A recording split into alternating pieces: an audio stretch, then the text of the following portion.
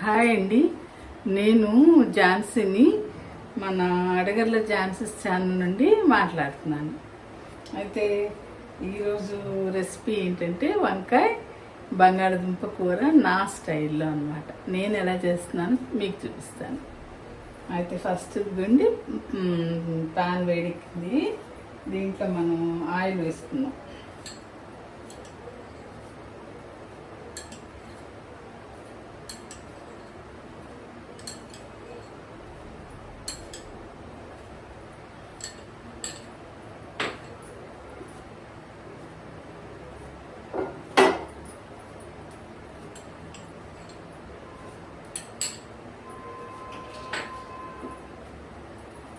ఒక 5-6 స్పూన్లు వేసాను. ఇది చిన్న స్పూన్ కదా, టేబుల్ స్పూన్, వెడల్పు స్పూన్ కాదు. అయితే దీంట్లో కావాల్సినవి ఏంటో చూపిస్తున్నాను నేను. దినుసులు, తాలింపు దినుసులు మాత్రం దీనికి ఒక ఎండుమిరపకాయ, కొంచెం జీలకర్ర, 2 రెబ్బలు వెల్లుల్లిపాయ దంచానండి. ఎందుకంటే మినపప్పు, శనగపప్పు తాలింపులో వేస్తే బాగుంటుంది ఎగురు కూరల్లో. వేస్తున్నాను.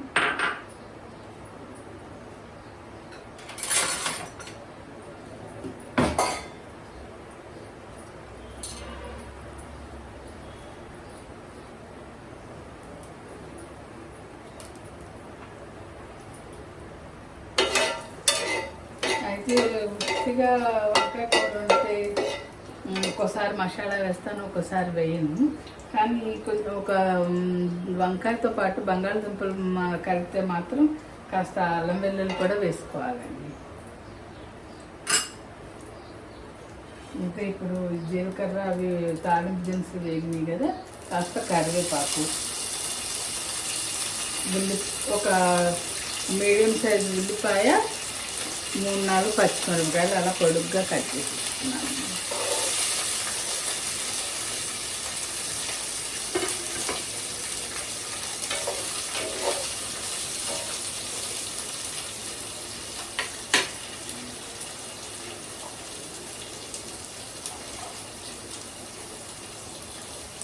ఒక 1/2 స్పూను ఉప్పు వేస్తున్నాను. ఈ ఒక పావు అండి వంకాయలు. అయితే దుంప ఒకటే వేస్తున్నాను. దుంపలు ఎక్కువగా ఇష్టపడి ఇంట్లో చిన్నపిల్లలు ఇష్టంగా తినేవాళ్ళంటే 2-3 దుంపలైనా వేసుకోవచ్చు. మా ఇంట్లో కొంచెం ఆయన షుగర్ మూలాన నేను ఒక దుంప టేస్ట్ వేస్తున్నాను అనమాట. 2-3 దుంపలు వేసుకున్నా బాగుంటుంది కూర.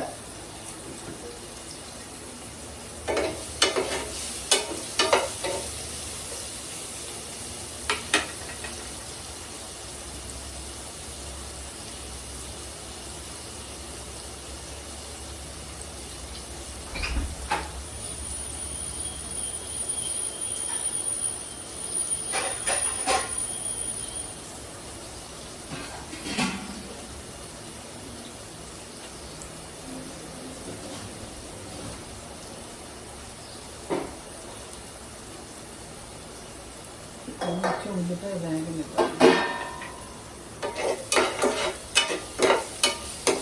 ఇలా ఉల్లిపాయ కాస్త ట్రాన్స్పరెంట్గా అయిన తర్వాత దీంట్లో కాస్త ఇప్పుడే దంచానండి. కాస్త అంత అల్లం ముక్కను, ఒక 4-5 వెల్లుల్లిపాయ రెబ్బలు కలిపి. అంటే అల్లం వెల్లుల్లి మనకు ఆల్రెడీ తయారు చేసుకున్న ఫ్రిడ్జ్లో ఉంటే వేసేసుకోవచ్చు. ఒక 1/2 స్పూను నాకు అయిపోయింది.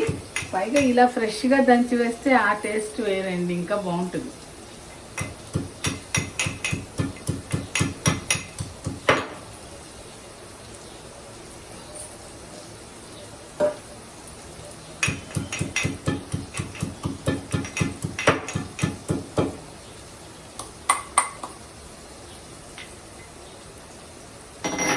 కొంచెం కచ్చాబెచ్చగా ఉన్నా పర్వాలేదు, వేసేసుకుంటాను.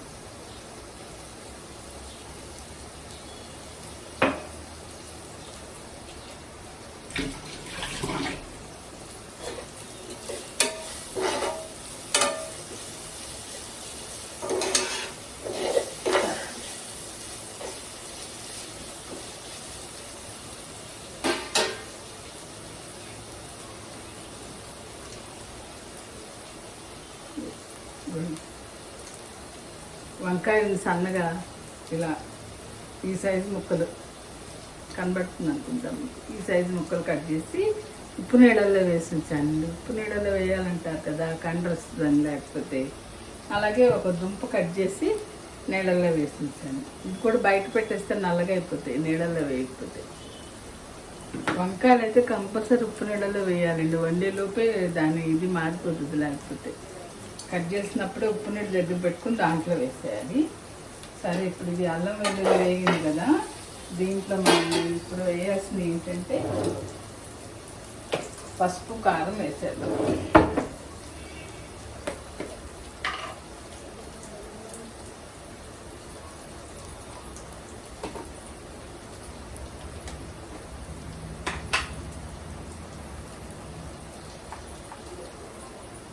ఒక స్పూన్ వేస్తున్నాను.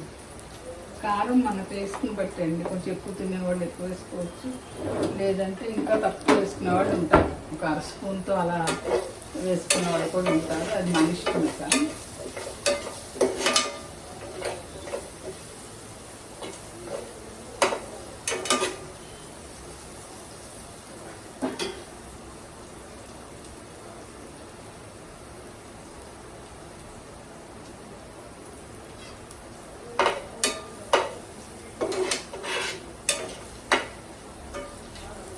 కాస్త కారం కలర్ మారి కొంచెం మంచి వేగిన వాసన వస్తుందండి.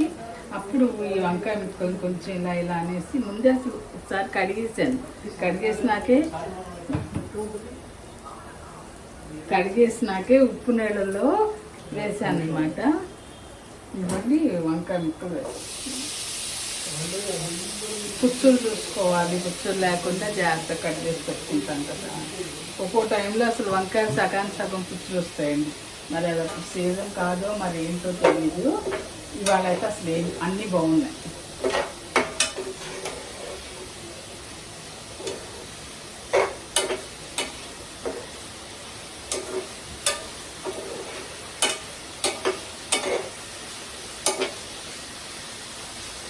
వంకాయలు కూడా లేతగా బాగున్నాయండి. ఒక్కోసారి బాగా గింజలతో వస్తాయి కదా, అలాగే బాగున్నాయి.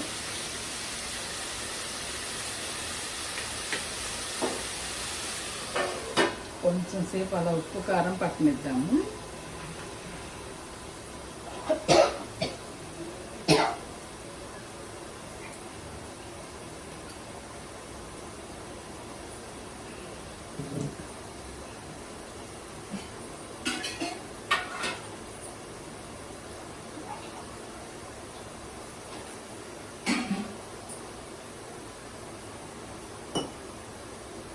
బంగాళదుంప ముక్కలు మాత్రం ఇప్పుడే వంకాయలతో పాటు వేయలేదండి. వంకాయలతో పాటు వేస్తే అది నూనెలో మగ్గిపోయి ఆ టేస్ట్ వేరేగా ఉంటుంది. కొంచెం వంకాయ మగ్గినాక ఇది వేసి నీళ్ళు పోస్తాను అనమాట. చూడండి, ఈ టేస్ట్ వేరే ఉంటుంది, ఆ టేస్ట్ వేరే ఉంటుంది. ముందే దుంపలు వేసింది.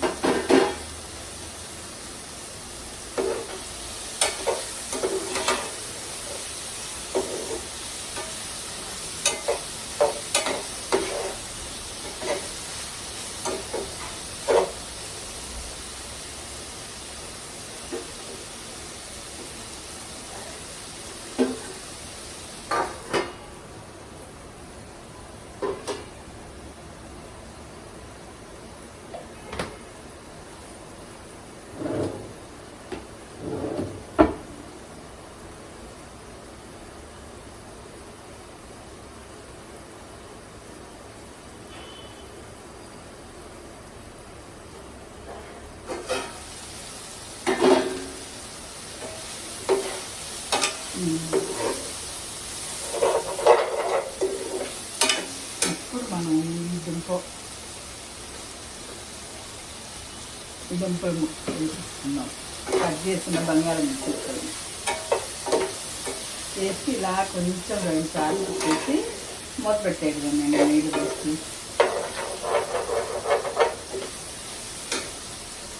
కాస్త కొత్తిమీర చివరిలో వేసుకున్నాం. ఇప్పుడు కొంచెం వేస్తాను.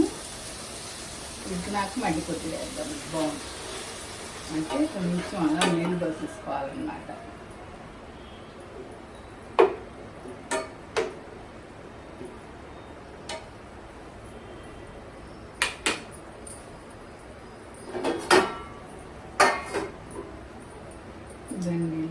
వేస్తే నూనెలో ముందే బంగాళదుంప మగ్గించకుండా అలా బంగాళదుంప వేసి 2 సార్లు కలిపేసి నీళ్లు పోసేస్తే ఈ టేస్ట్ వేరే వస్తుంది నీళ్ళతో ఉడికినప్పుడు.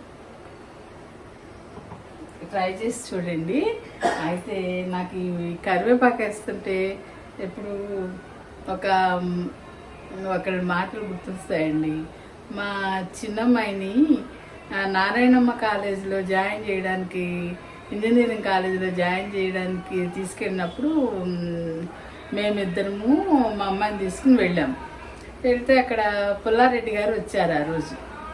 ఆ రోజు అంటే ఈ ఫ్రెషర్స్ని ఇన్వైట్ చేస్తూ ఆయన ఒక స్పీచ్ ఇచ్చారనమాట. ఇచ్చి ఫ్రెషర్స్కి అందరికీ గ్రీటింగ్స్ చెప్పి పేరెంట్స్ని ఏమన్నారు, మీరు మీ పిల్లలతో పాటు ఇక్కడ భోజనాలు చేసి వెళ్ళాలి అని అన్నారు. అని చెప్పి ఆయన ఒక మాట చెప్పారండి, మేము వండిన వంటల్లో మీరు కరివేపాకు పచ్చిమిరపకాయలతో సహా ఏది వదలకుండా తినేయాలి, కరివేపాకు అయితే అస్సలు వదలకూడదు అని చెప్పి మరి ఆ మీటింగ్ ముగించారనమాట. అందుకు తాలింపు వేసినప్పుడల్లా కరివేపాకు తాలింపు వేస్తే ఆ పుల్లారెడ్డి గారి మాటలే గుర్తొస్తాయి. కరివేపాకు వదలకుండా తినమన్నారు ఆ రోజు అని. అప్పటి నుంచి మేము కూడా కొంచెం అలవాటు చేసేస్తున్నాం. అంతకుముందు కొంచెం కరివేపాకు పక్కన పెట్టేవాళ్ళం కాస్త తినడం. కరివేపాకు చాలా మంచిది అంటున్నారు కదండి. అది అయితే ఇది 2010లో సంగతి చెప్తున్నానండి నేను. అప్పుడు పుల్లారెడ్డి గారిని చూసాం మేము. ఆయన కాలేజ్ కదా, నారాయణమ్మ కాలేజ్ అంటే అదనమాట.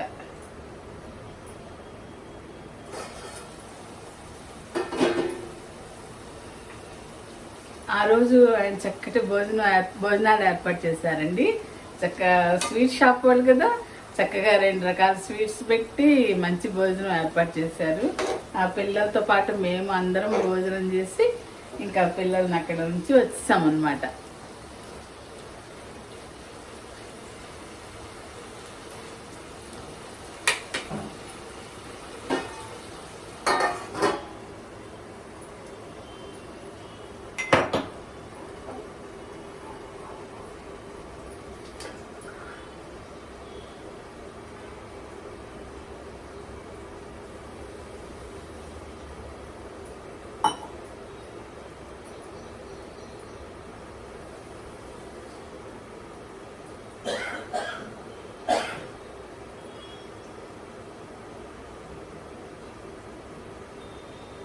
కాస్త బంగాళదుంప మెత్తబడి, వంకాయ ఊరికే ఉడికిపోతుంది కదండి, కొంచెం బంగాళదుంప మెత్తబడే వరకు మాత్రం ఉడికించాలి. ఒక 10 నిమిషాలు ఉడికించి మనం ఈ కొత్తిమీర ఇంకా ఉంచాలి కదా, ఈ కొత్తిమీర వేసేసుకుని తీసేయడం. ఇది కూర మనకి చపాతీల్లోకి బాగుంటుంది, రైస్లోకి బాగుంటుంది. వంకాయ బంగాళదుంప కొంచెం పులుపు ఇష్టమైన వాళ్ళు దీంట్లోనే 2 టమాటాలు కూడా వేసుకుంటే అదే వంకాయ బంగాళదుంప టమాటా కూర అనమాట. అయితే నేను దీనికి తోడు చారు పెట్టేస్తాను, టమాటా రసం. సో ఇంకా నేను అందుకే దీంట్లో టమాటాలు వేయట్లేదండి.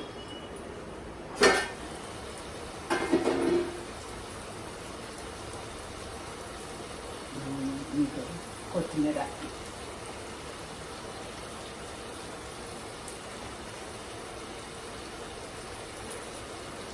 వేసుకునే బట్టి దీంట్లో కొంచెం పొడి మసాలా వేసుకుంటారు, కానీ నేను దీనికి కూరకి పొడి మసాలా వేయనండి. వంకాయ శనగపప్పు వండితే మాత్రం మసాలా వేస్తాను.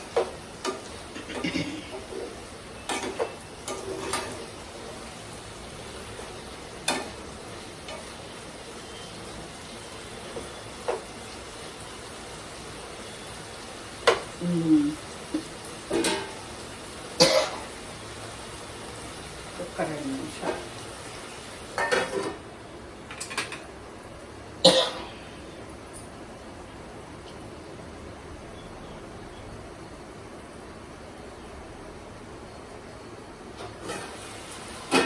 చూసారా, మన చుట్టూ ఆయిల్ తేలుతూ మన వంకాయ బంగాళదుంప కర్రీ ఇదండి. సరేనండి, ఉంటాను మరి. మన ఛానల్ని సబ్స్క్రైబ్ చేయని వాళ్ళు ఎవరైనా ఉంటే సబ్స్క్రైబ్ చేసుకోండి. ఓకే అండి.